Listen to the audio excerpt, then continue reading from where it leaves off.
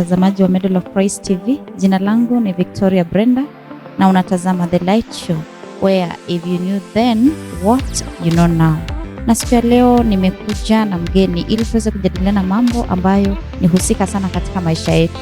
Vitu ambavyo tunavitumia kila wakati, mambo ya digital marketing. Lakini kabla ya hayo yote, nitampa fursa hii ili aweze kutueleza majina yake mwenyewe na kisha atuambie zaidi yeye ni nani. Karibu sana. Okay, so hello viewers, my name is Abraham Korir.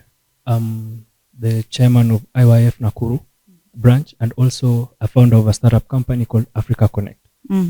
Yes. Africa Connect. Yes. Watu wameipataje hiyo? So Africa Connect, we are there across all platforms, and also our website is africaconnect.africa. So it's not .com, africaconnect.africa. And we have specialized in digital marketing, social media management, content creation, and as well what you call search engine optimization. Yes. Na pia mwanzo umesema wewe ni manager wa mahali fulani. So I'm a chairman of an organization here in Nakuru. We call it IYF. So IYF stands for International Youth Fellowship.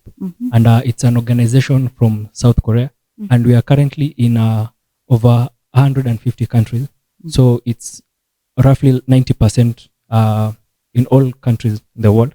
So here in Kenya, we have 60 branches.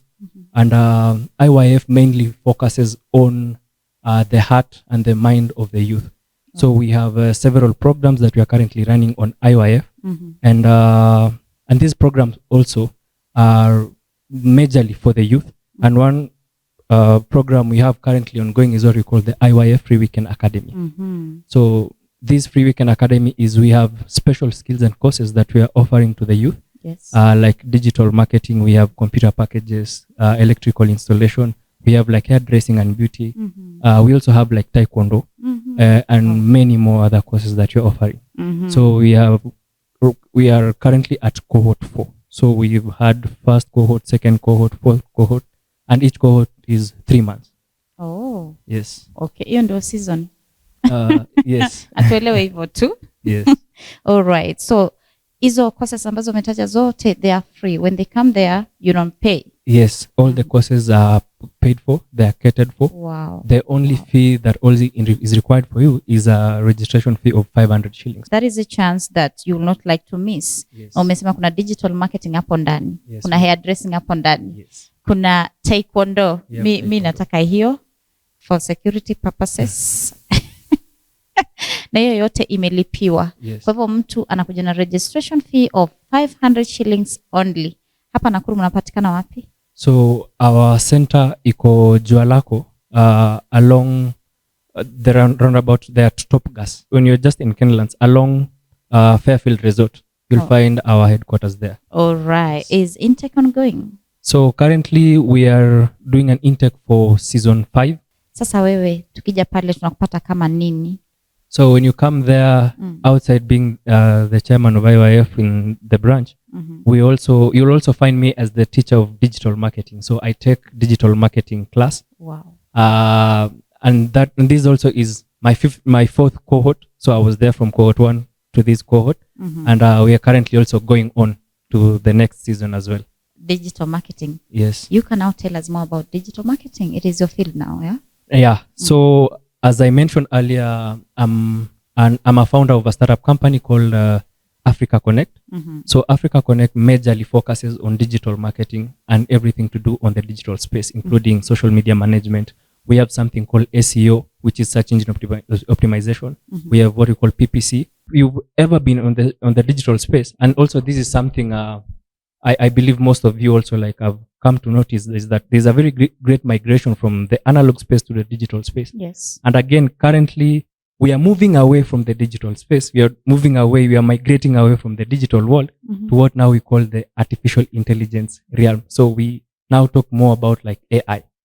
So those people who are already familiar with this game, they'll tell you like, now there's a lot of automation things going on, automation of programs and stuff.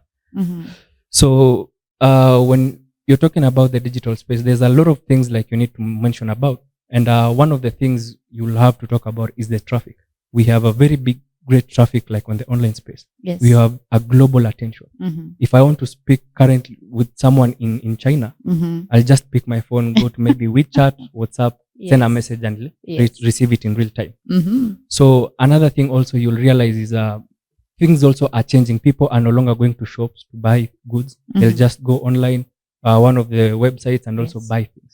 So you see there's a lot of people also migrating towards the digital space. Yes. And one of the things also, like my company, we talk about, or we bring more this education to the innovative sectors, especially the SMEs, the small business, the small micro business. Yes. Is that you see, you don't have to have a physical shop as well for you to make sales, or for you like to sell things or items. Think about it like this way: you are doing mali, for example. So currently we are experiencing heavy rain.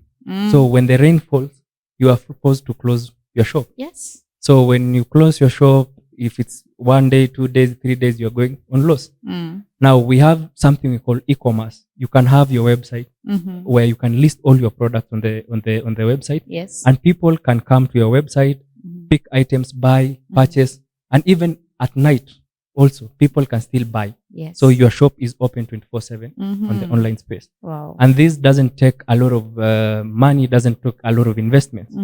So this is more of, now we're talking about e-commerce. You also have what we call like affiliate marketing. We have the one that I'm talking about, like search engine optimization. So when you think about this like deeply again, when I go, let's say for example, I'm an article writer, because most of the Gen Zs currently, like, they are into article writing and blogging.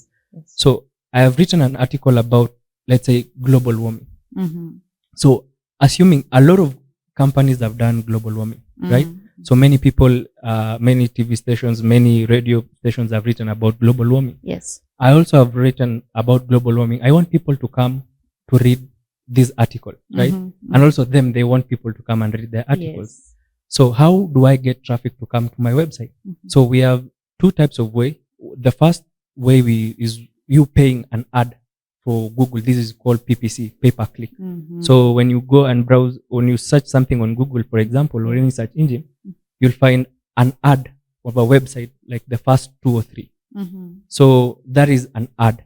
Now we have a second way of you getting an organic audience or organic traffic to your website. Yes. Now this one use a set of special keywords, and this now helps you rank higher. So psychologically, we assume that when you search for something on the search page, on the Google search engine, you'll only go for the first 3. Where's the end, like the one that is in the second row? Yes. Yeah. So that is now about search engine optimization, which is also a strategy now when you're talking about digital marketing. Yes. Wow. We are talking about digital marketing. Let me ask you, kama kuna mtu kule anatazama ako green kabisa, hata hajui unasema nini, affiliation, hata sasa umempoteza. Lakini ako na simu. Okay. Ako na simu yake papasa na angependa kujua mambo. Kuna mtu hata hajui kuweka chochote kwa WhatsApp status. Kuna mtu hajui kuingia TikTok. Kuna mtu hajui kufanya chochote, na wewe umesema wewe ni mwalimu pia. Yeah. Pengine kama mtu anauliza swali, nauliza kwa niaba ya watazamaji, anasema kwamba mimi sijui chochote kabisa. Na ni mtu mzima. Unajua hii class ni MIU na watu wazima. So about that also, I get that a lot. As I mentioned, I'm a teacher in digital marketing. Yes. And the digital marketing class. So my class consists of all type of generation. I have boomers, I have Gen Zs, I have millennials. So the reason why, you see, this digital boom, I'll just call it boom because it erupted just recently. Yes. So people are having this craving of trying to understand the digital world and how like the algorithm work. So not many people also like know how to move around the digital space. So that is why we have these classes that now I'm lecturing and I'm teaching on. And I also teach people how to create content, not only how to post on your social media, what type of content you should be posting. Let's say, for example, you're a shopkeeper or you're having your own shop, or maybe even you're selling clothes. So when you go to social media, when you start posting on social media, not many people, or not when people come to social media, they don't come to buy things. They either come there to get entertained, yes, they either come there to get motivated, or even they come to social media to be educated. So when you're creating your content you are supposed to focus your content on these 3 particular themes. One, you're talking about educative content, Yes. entertainment content, or even motivational content. Mhm. So so my class, I teach and I talk about like how you should create your content, Yes. which type of content you should create. And as well, we are talking about content, you see, currently also we have trending challenges.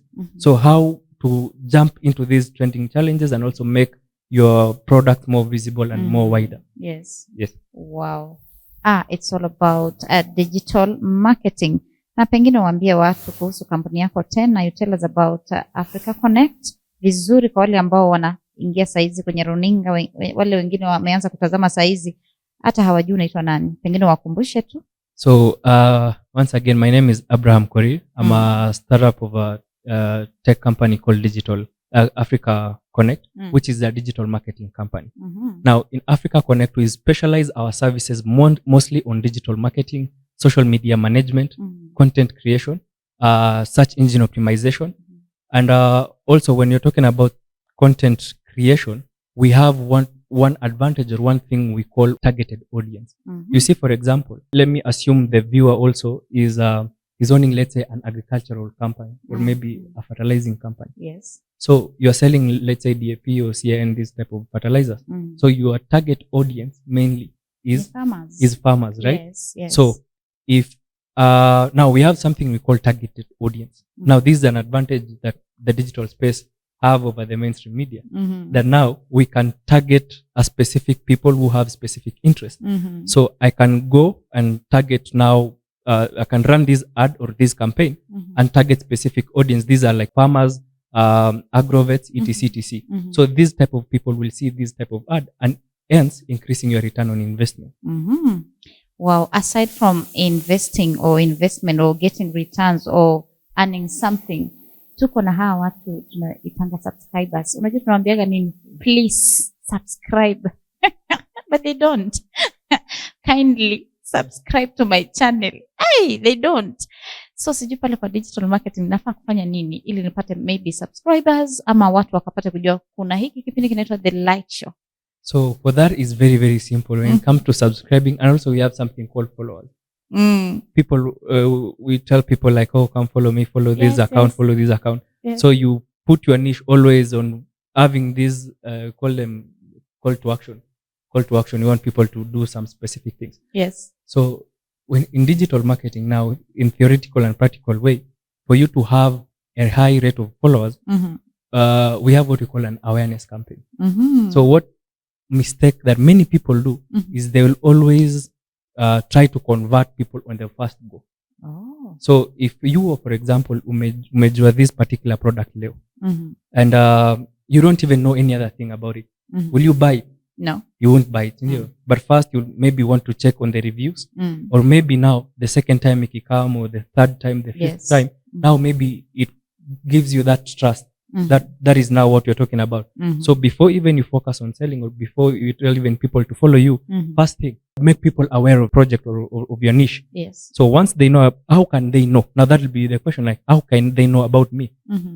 You should focus more on creating content.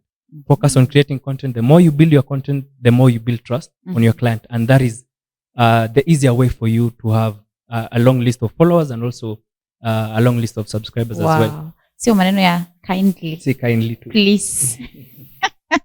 Na tunaweka hadi arrow na hashtag. Subscribe to my YouTube channel.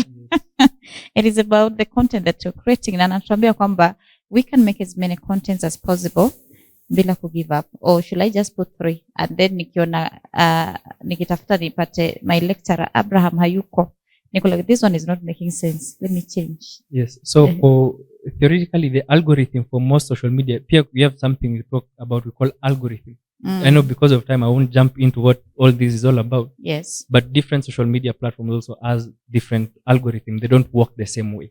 The way Facebook works, the way Instagram works, they are totally different ways. Yes, yes. And also their audiences are different. You'll find more boomers work on Facebook, like our parents. Most of them are on Facebook.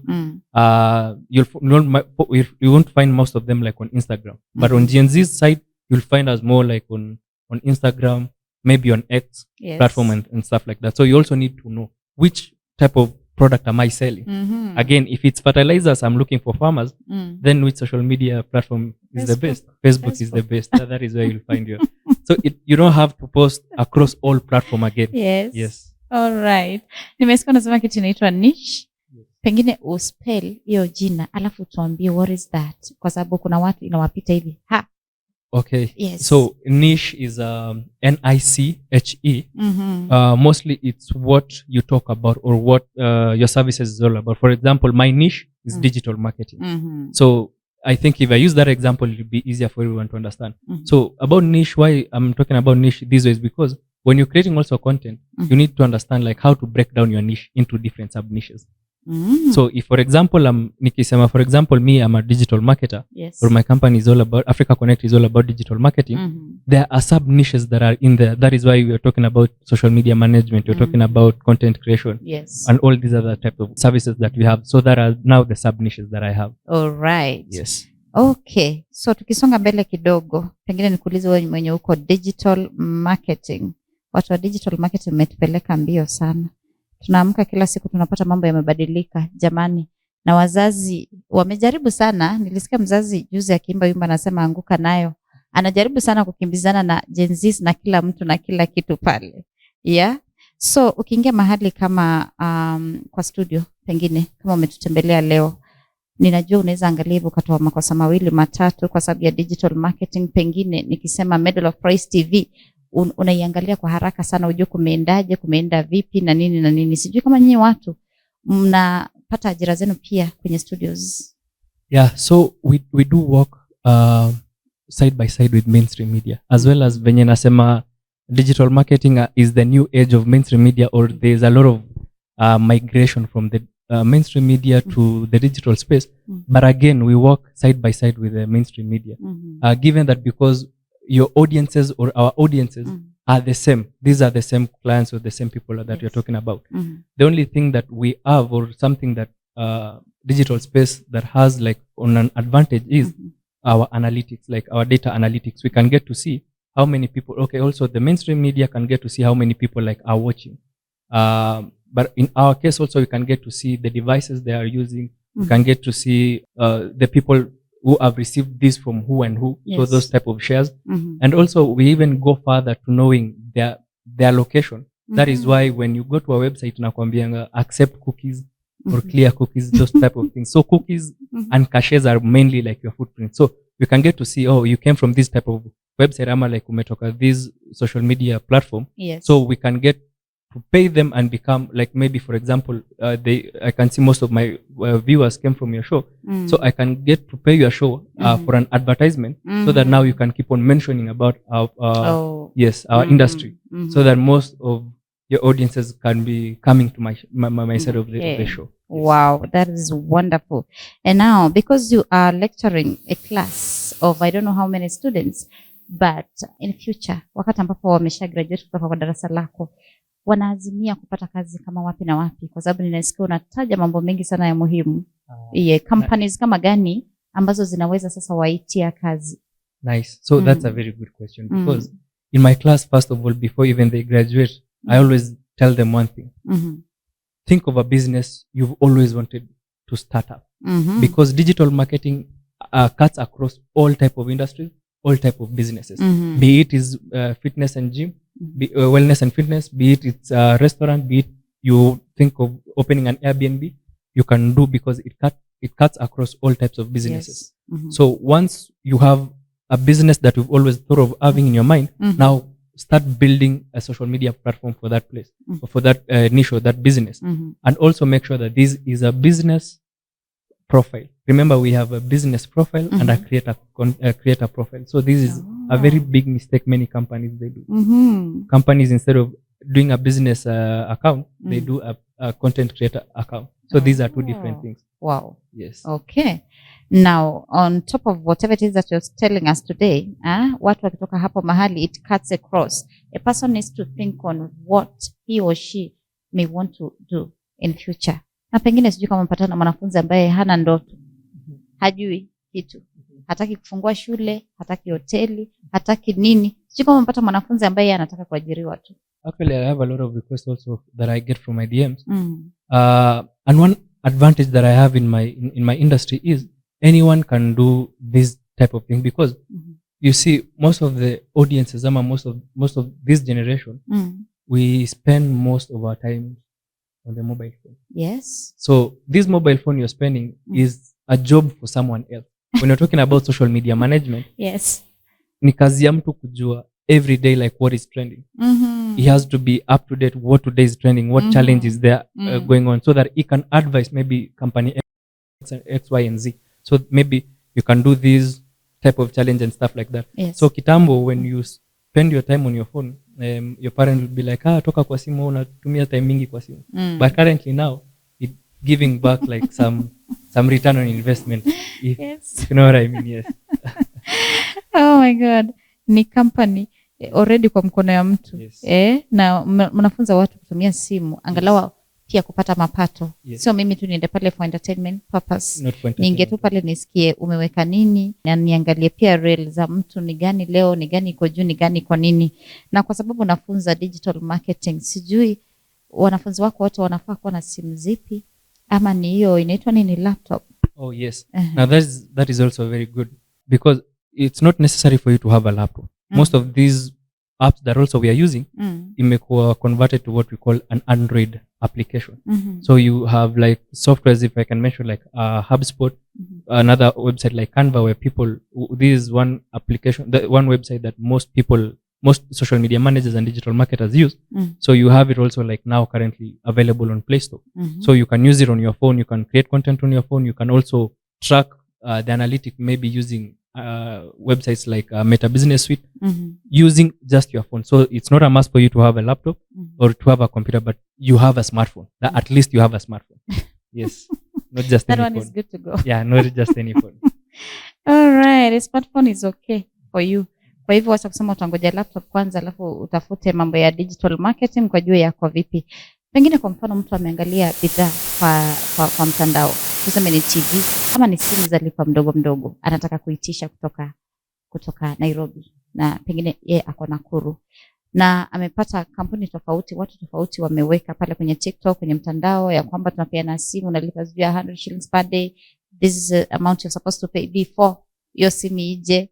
Na sasa hapo ndio watu wanapata shida. Before ni audio TV, kuna amount nafaa kulipa, the down payment, and then product iletwe, and then mtu analipa nusu, alafu mawasiliano yanaisha. Sijui mtu anafaa kuangalia nini kwa mtandao akajua kwamba this company ni trusted, ama ni kitu iko, ama ni picha tu alitumiwa. There's one big challenge, especially when shopping online. Kuna kitu inaitwa what you order versus what you get. Yes. So you'll find people going to Alibaba, they find like very good suit, very good clothes, wananunua because like the pictures they see. But ikiwafikia, you can't even stand in front of a mirror. So challenges like these are very frequent, but how do you go about it? So one of the ways is checking the reviews. Reviews is very, very impactful, especially even for businesses. If you are thinking of having your business on the online space, as I've mentioned, like e-commerce platform where people can come and buy like items, utensils and stuff, you also need to have a review platform where people can review and also encourage your customers and clients to leave a review.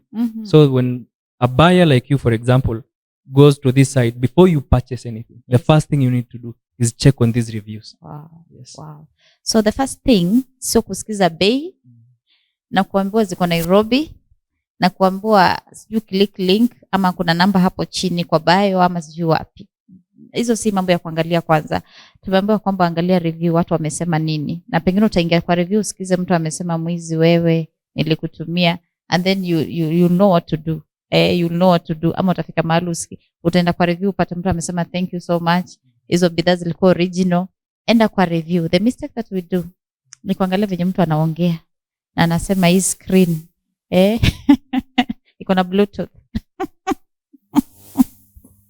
na kadhalika, and then anaachia hapo, alafu ana place order, alafu mambo atume ID sijui ni nini na nini. You are supposed to help us. And also one thing also affecting, as you've mentioned, one thing that affects this space a lot is we have a lot of scammers. There's a stat that says out of 5 people, at least 3 have been scammed. So there's even a chance that maybe you have been scammed. I have been scammed also. Like, it doesn't mean that because I'm in this space I've not been scammed. I have been scammed, but now you become again more wiser when it comes to you operating in the digital space.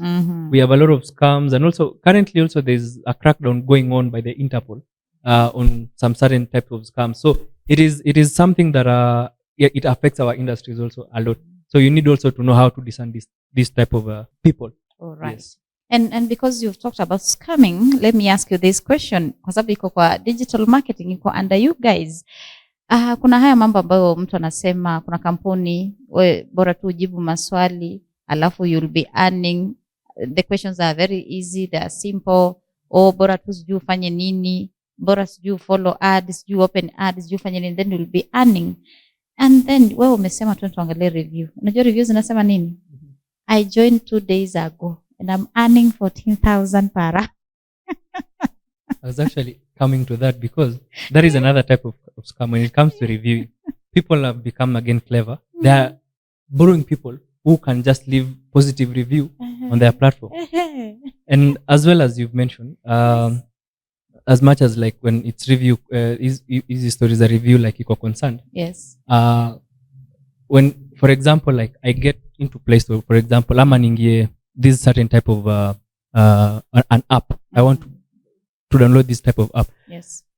Then hii app ikaniambia follow this link and you'll be paid 50 shillings, for example. But you need to understand a cost of a link, for that ad to be put there for one person is only 3 shillings. Ikienda sana across all platforms above APT 3 shillings. So for you to click this link to be paid 50 shillings, then you need to ask yourself, this person paid 3 shillings for this ad to be here. So how is he going to pay me 50 shillings back to click on this link? Yet it is like, that is like 1,000% more from what he's getting. So if, for example, you run an ad, na mimi nikuje ninge yo ad niangalie your product or YouTube, you just get 3 shillings from me watching that ad. But instead you're telling me if I click that link, you give me 50 shillings. It doesn't add up. It doesn't add up. Yes. So that is it's an open type of scam that also people need to be aware of. You need to understand also like this type of metrics that are going on. All right. Yes. And when we talk about online writing, watu wanasema kwamba wanaandika articles zao pale alafu wanapata kulipwa. Na kuna hiyo a lot of scamming things. Na wengine wanasema ni kampuni, anafanyia kampuni fulani kazi, na unampata kwa laptop yake usiku mzima anafanya kazi. Na tunaambiwa watu wengi siku hizi wapati kule town mkibishana kwa maofisi mkitafuta kazi. Why? Kwa sababu yeye na laptop yake ni ofisi yake tosha. Hadi ako na nyumba ameweka room moja ni ofisi. Na unapata huyo mtu ni kama anafanikiwa. Ya kwamba ukimaliza hii assignment it is sijui dola ngapi, ukimaliza hii assignment ni dola ngapi. Few people wenye hata sijui mimi pengine wamemanage kupata huo ukweli. A lot of people can write, hata mimi naweza andika story hapa niandike kabisa, lakini kuna site ambayo ni ya ukweli. Saizi yes, there's a lot of sites that are legit, but most of these sites are not just, you don't have to get them from Play Store. Let me just put it up like clearly like this.